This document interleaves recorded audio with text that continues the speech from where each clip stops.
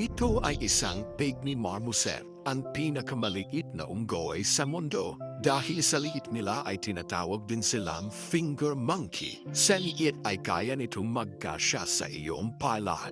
Ito ay baby pygmy marmoset, ngunit ang mga bagong silang ay mas maliit pa nito na halos kasiliit lamang ng hinlalaki ng tao, tinatayan na sa mga 3 centimeters lamang. Ngunit kung fully grown na ay umaabot sa 12 to 15 centimeters ang haba ng kanilang katawan at nasa 100 grams lamang ang timbang. Kasing bigat lang ng average size apple. Maamo at napakakit nilang tingnan lalo na kapag mga baby pa. Sa wild, ang paborito nilang snack ay dagdag ng puno. Sa videong ito makikita natin nag-e-enjoy sila habang binabrush ang kanilang balahibo.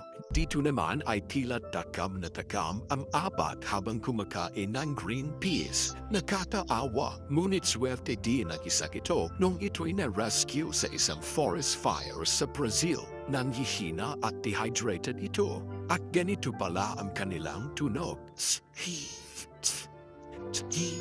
Labis namang ikinatuwa ng mga netizen nung lumabas ang videong ito na nagpapakita ng tila galit at nakasimamot na mga pygmy marmoset. Mabilis namang niyakap ng isang mama ang kanyang mga supling nung ito'y ibinalik sa kanya. At narito pa ang mga super cute na mga picture nila.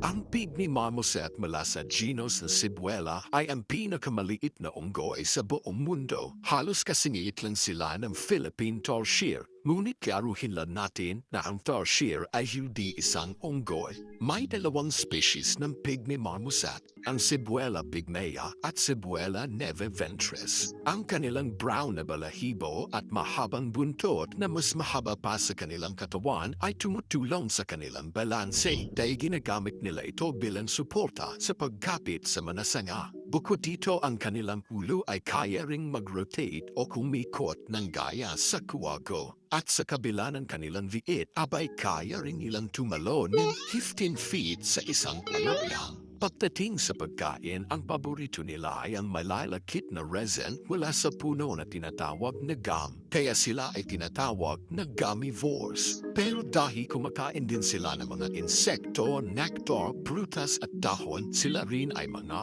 omnivore. Ang pygmy marmoset ay endemic sa South America, partikular sa kanlurang bahagi ng Amazon Basin. Sa mga bansang Bolivia, Brazil, Colombia, Ecuador at Peru, mahilig silang mamuhay sa mga kagubatan malapit sa ilog, lalo na sa mga puno na binabaha ng mahigit 3 buwan sa isang taon. Pagkamat maliit ay nagiging mapanis sila sa ibang hayop kapag teritoryo na ang pinag-uusapan. Pero kahit ganoon, kilala rin sila bilang mababait at family-oriented. Karaniwan silang nabubuhay sa maliit na grupo na may 2 hanggang 15 mga miyembro. Kadalasan ay binubuo ito ng isang breeding pair at kanilang mga anak. At ang nakakatuwa, hindi lang ina at ama ang nag-aalaga sa baby marmosets, pati na rin ang mga kapatid nila. Kapag natutulog, mahigpit silang magkakayaka para sa init at proteksyon. Ngunit ang nakakalungkod ay patuloy ang pagpunti nila.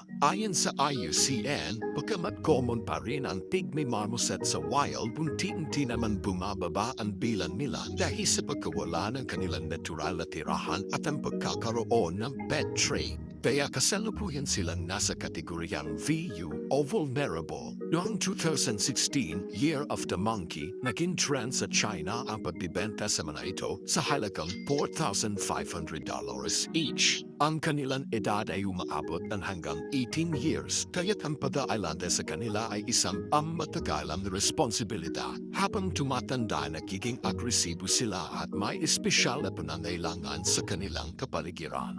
Bilang tropical animal, kailangan nila ng mainit na klima. Masaya sila sa wild kasama ang kanilang grupo, kaya tikinuturing na isang kalupitan at hindi natural na alagaan sila ng mag-isa.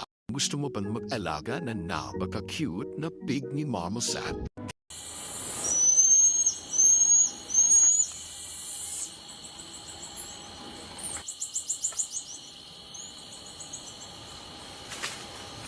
This is your Kuya Ems from Barkada Playlist. Keep safe always, God bless.